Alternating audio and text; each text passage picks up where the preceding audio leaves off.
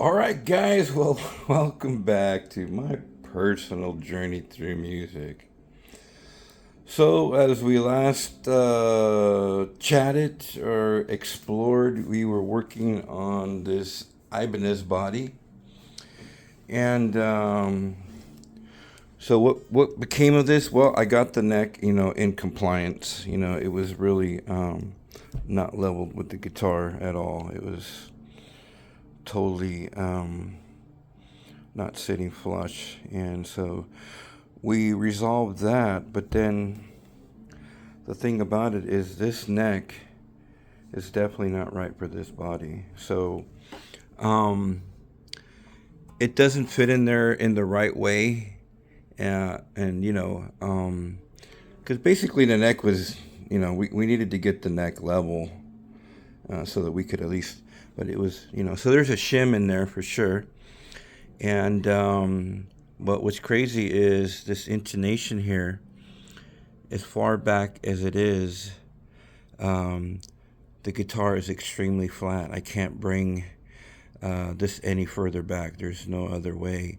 And it's really bad. So it's playable, and up in the first, 3 to 5 frets, it's great. But then the intonation is so whacked, because I guess the original fretboard definitely would have came back more, and would have allowed the intonation to, be in compliance. But this fretboard seems to be further up, definitely, and so it's definitely not the right kind of neck. It looks right, but it's not.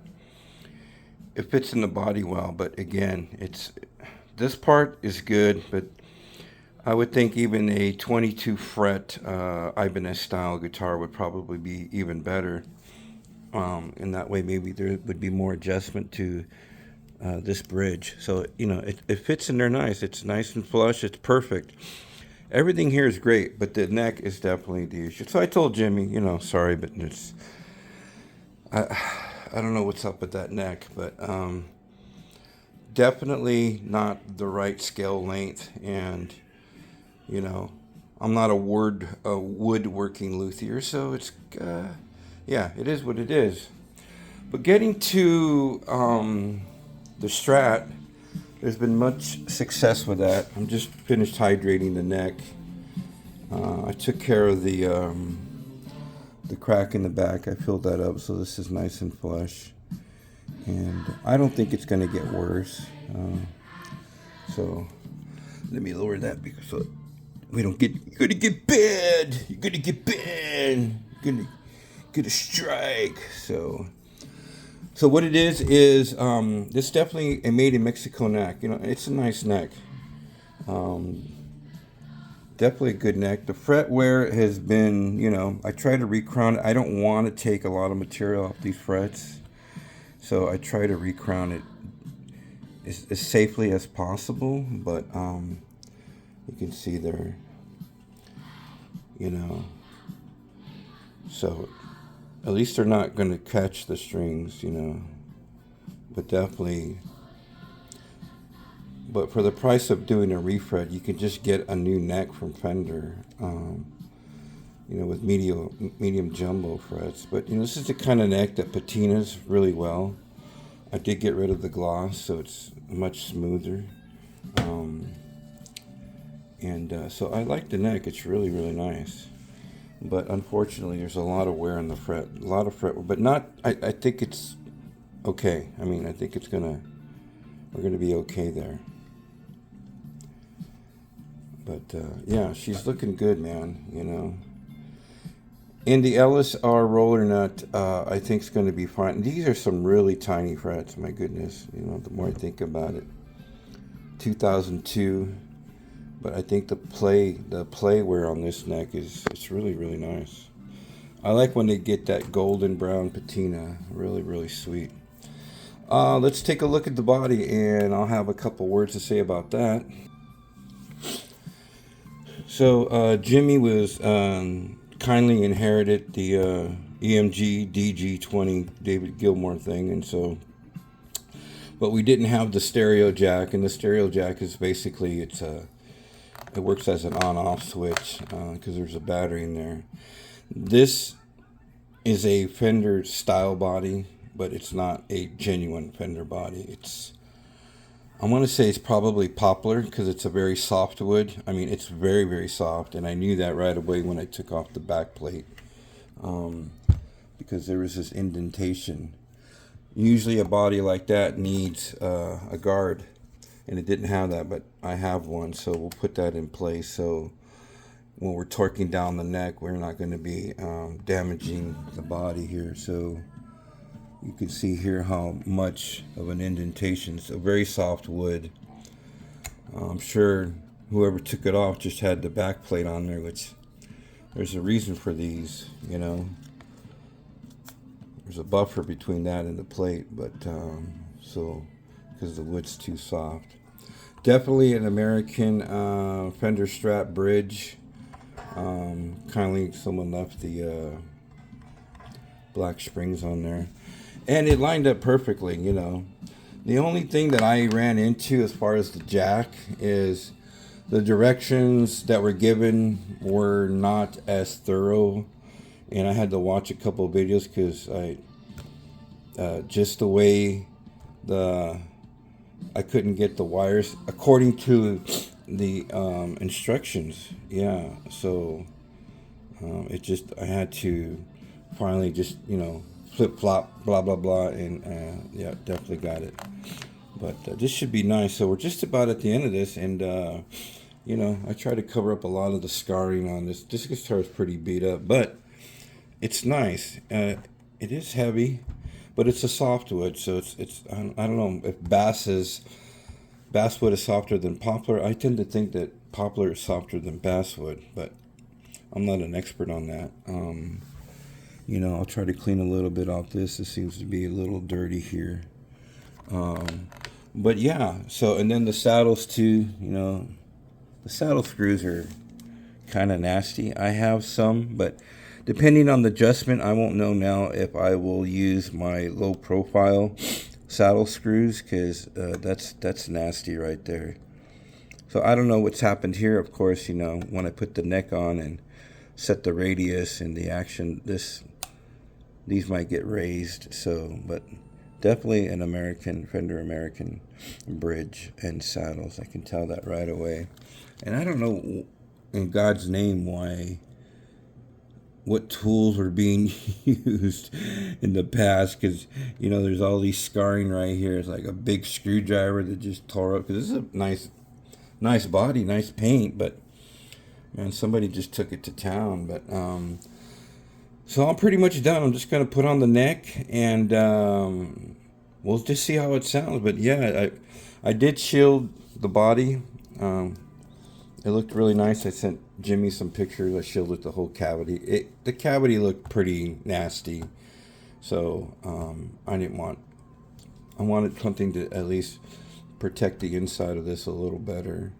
And I wrapped the battery in some nice little foam. And yeah, so she's active, ready to go. Just got to get the neck and then everything done, and then we can take her for a run.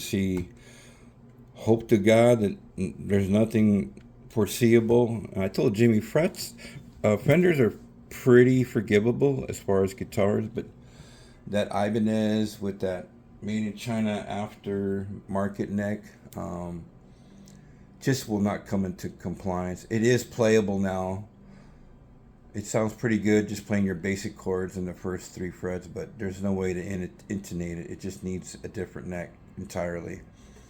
And I think it would be a good playing guitar, but he may not want to invest in that, and I don't blame him. I mean, finding the right neck is not the easiest, but if it was me, that was my guitar, I would just go for a 22 fret guitar, and at least I know that it would come into intonation with that.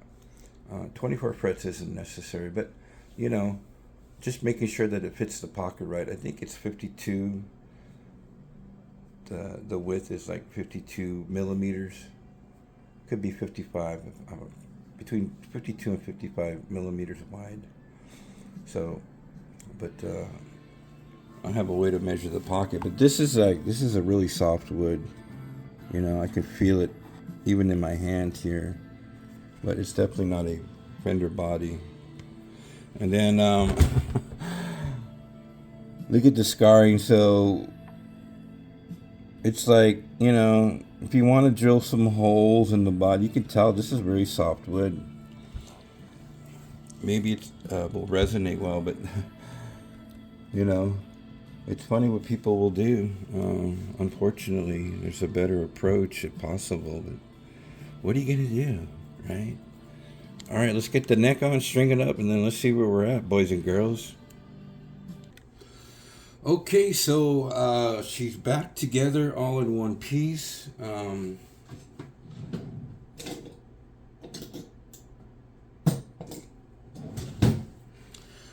So, initial setup, definitely saw a lot of things going on here. And the neck definitely had to be shimmed. It was, you know, kind of pointed upwards, and the action, you know, was probably 3/4 of an inch off the fretboard, so that wasn't good. And so we shimmed the neck, and I took it off a couple times because I wanted to be sure that I had the right pitch. And the first time I shimmed it, it was too much of an angle, so I took it down a little bit further.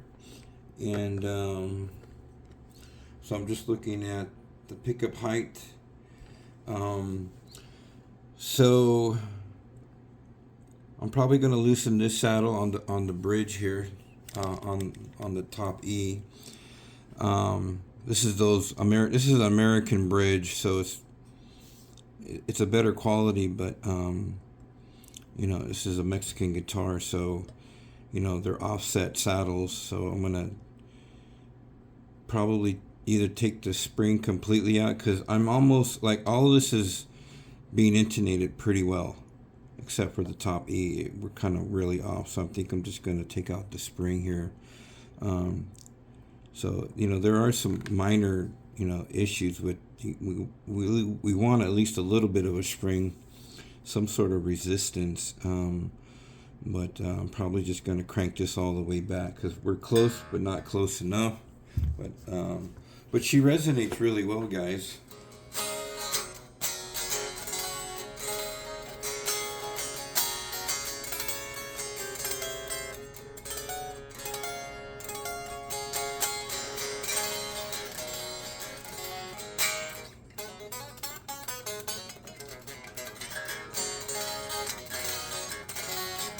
So I set the neck on the radius. I had an extra back plate, so I got that in there, and just to, you know, cover up the nastiness of the wood that was drilled out from the body.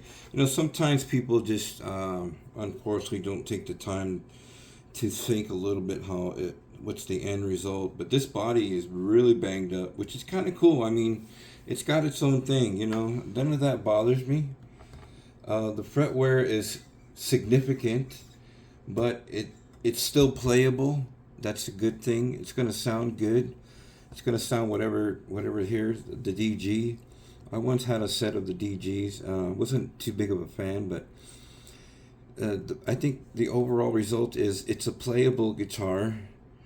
You know, it's lacking just a little bit of things. It definitely needs new frets, and I guess if you were to keep it, if this was your only guitar, you would definitely go with a medium jumbo fret wire.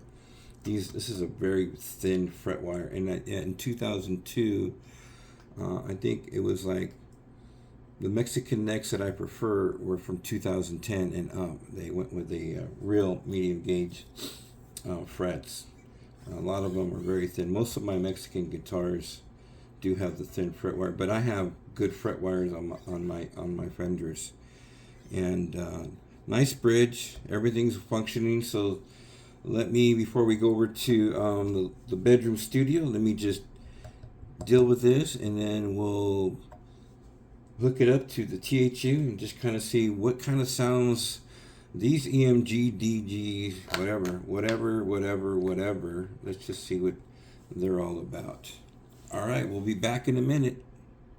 All right, so let's just kind of listen. Here's the bridge.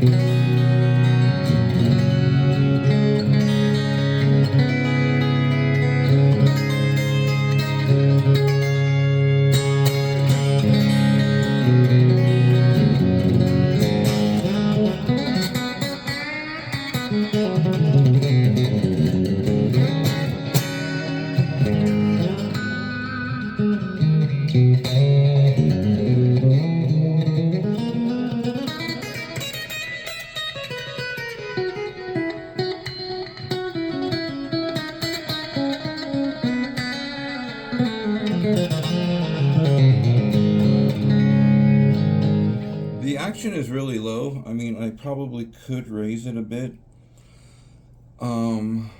You know, and because of the wood being smashed in the back of the heel, I think it's a little offset where it actually caved in a little bit. Position 2.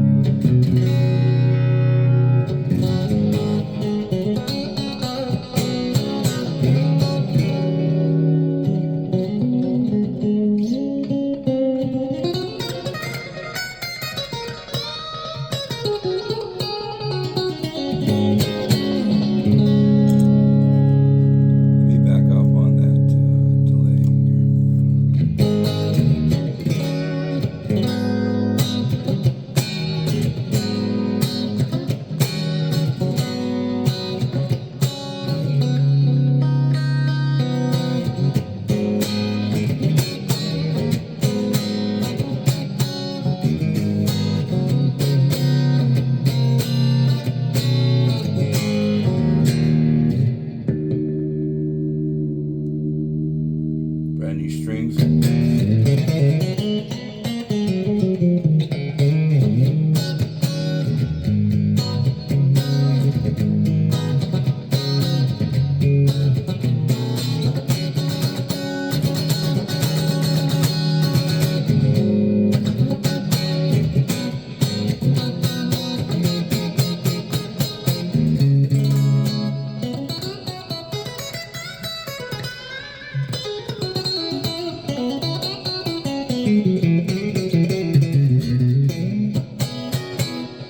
Not bad.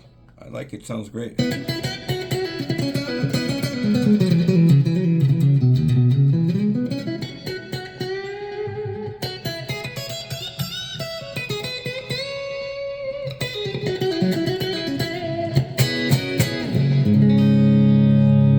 Middle position sounds great. Fourth position.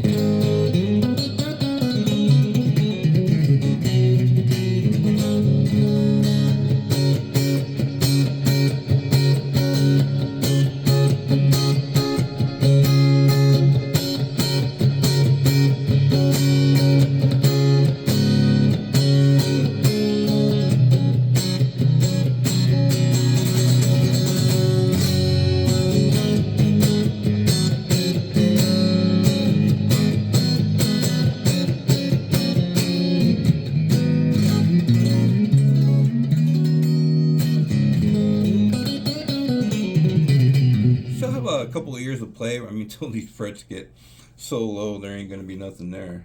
And then in the neck.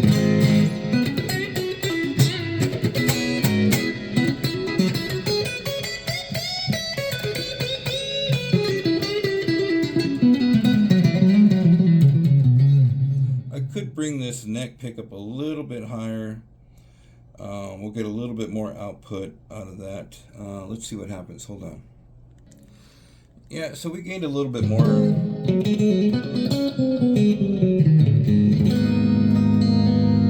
That's position 4. Here's the neck.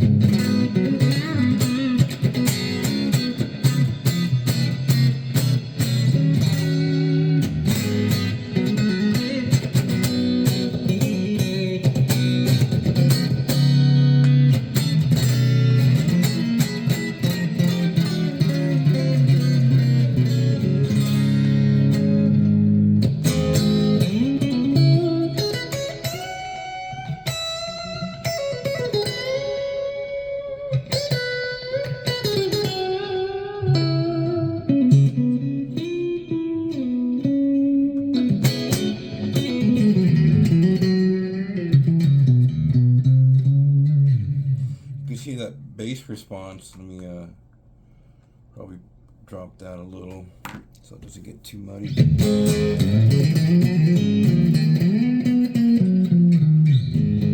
I was telling Jimmy, Fenders are very forgiving guitars. When he got this, it definitely wasn't really playable, and the intonation was really whacked, and the saddle screws were up, so it was, this whole area was a mess, of course. And now we got it in compliance. I had this parchment back cover to do that, and I kind of blacked out all the wood scratches that were bare wood. We just black just to kind of, and that's fine. But it is really, the body wood, yeah, it feels to me like it's definitely Poplars because it's very, very soft. And the EMGs, of course, are running off of a circuit board, integrated circuit board stuff. So all of the grounding is within, the pots and the pickups. You don't really ground it like normal, pickups to the body or to the back plate. And so let's add a little distortion. Which one do I want to use? How about this one?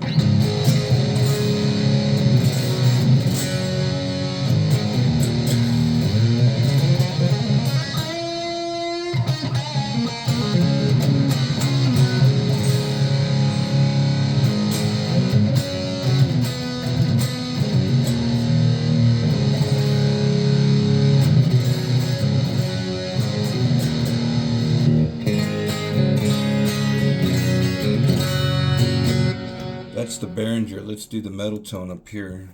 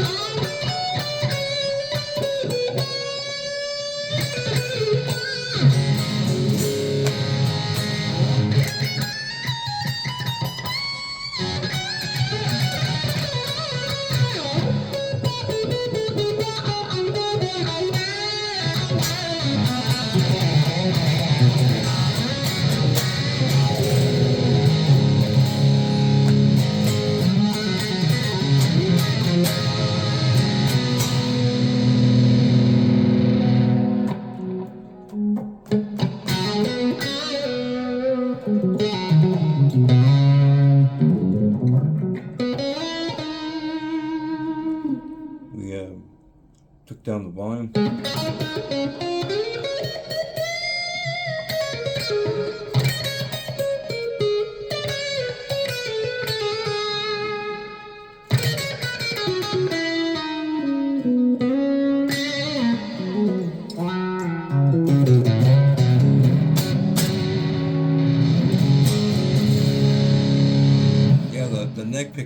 it's really nice.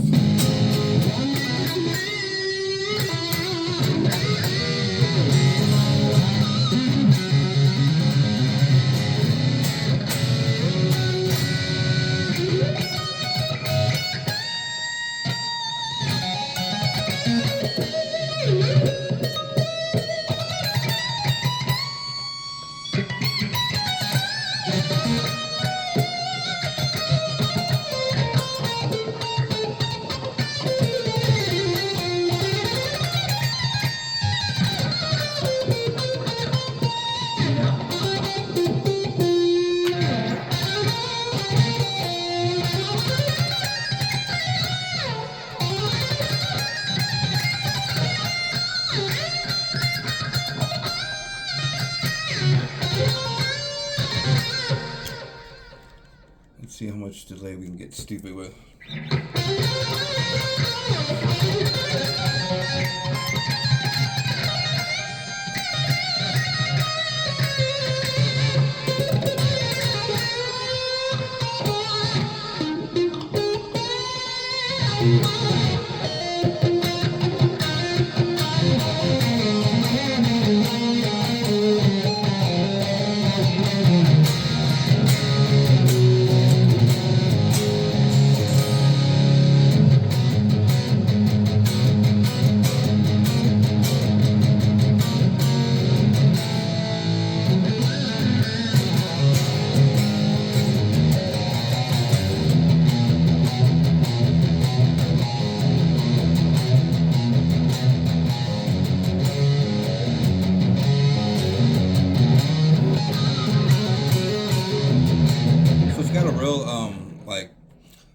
On the bridge pickup, it's definitely not a heavy metal pickup, so it doesn't have that real bite to it, but it's more like a mid-rangey sort of a, even with the metal tone, which is a heavy metal distortion, it's still articulating more of a fuzzy overdrive.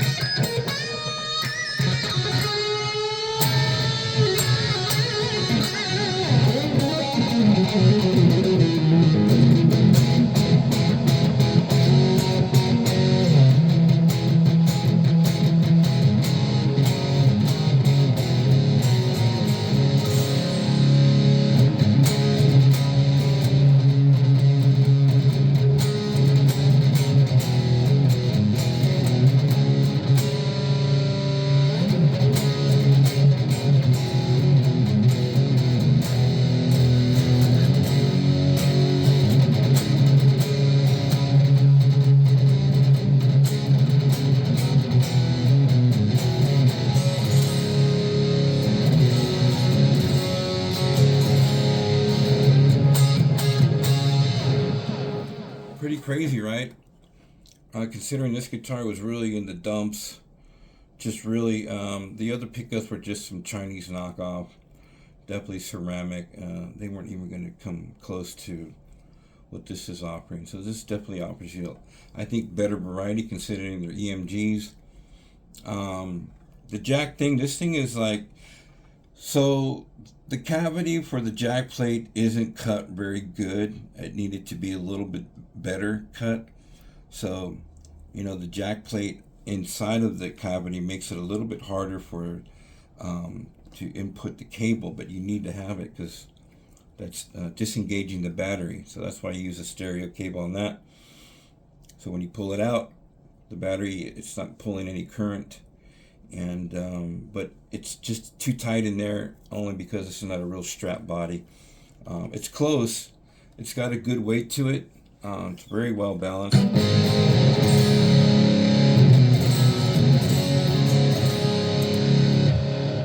pretty good. Let's turn that off. What about an overdrive?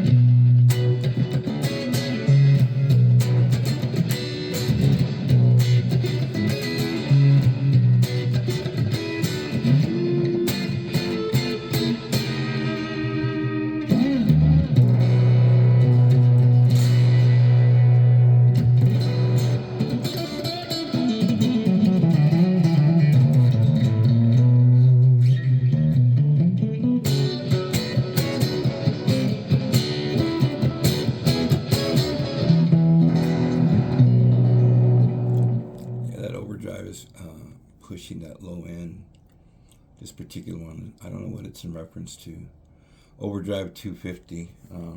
It's a little. But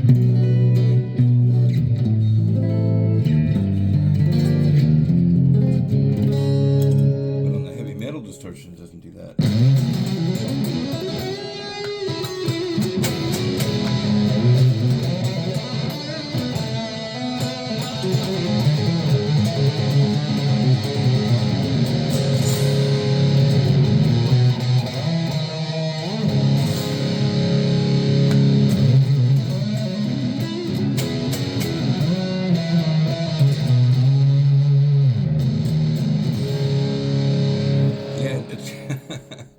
It's got let me just lower that a tad bit more. But it's a good. It's got more of that fuzz tone going on. You know, when you get dirty with it.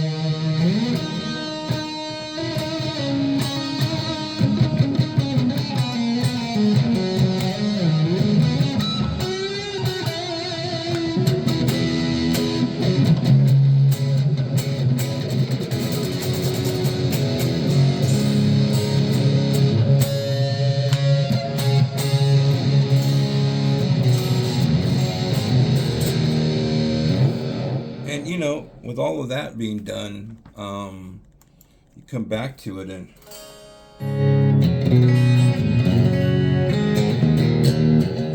it stays in tune really, really well.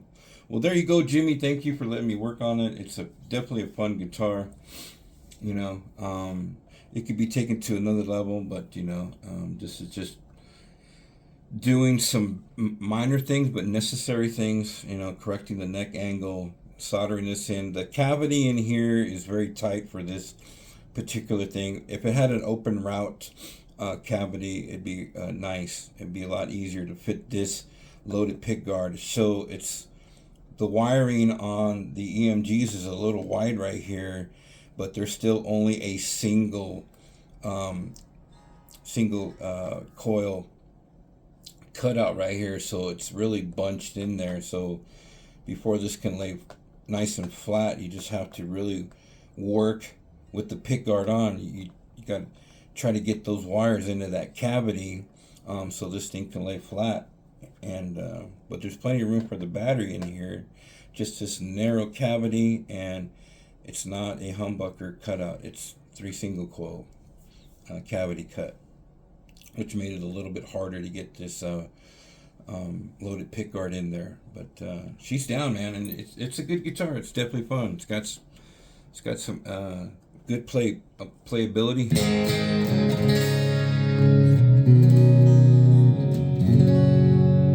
Sounds really good.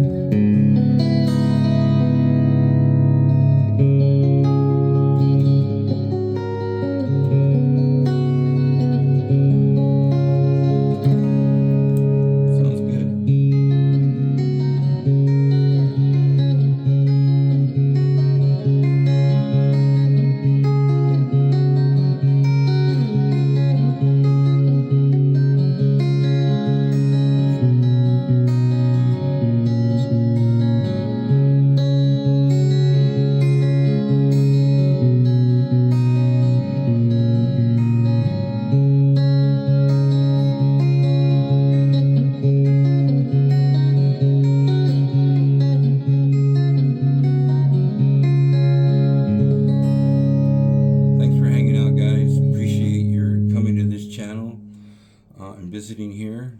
This is my personal journey through music, and I hope to be spending more time with you. Jimmy was asking me maybe we can bring on some of his vintage guitars, just do a mild setup, put some new strings or whatever, and just kind of take a listen to what is in his library of guitars. Most of my guitars are kind of on that shred sort of But I love this tone. This is an all-day enjoyable thing. It's not really heavy metal. David Gilmour wasn't a metal guy. He was just a very different type of player, of course. But this guitar can definitely get down on some good crunch tones. So thanks for listening. Sorry for the long video. It always takes a little while for me to convey what I'm trying to say, but you get it. All right, take care, and always have a blessed week. And leave your comments below about what you think about how it sounded, how it played, blah blah blah. Your input, it's always appreciated, guys. Thanks for stopping by, and have a blessed week.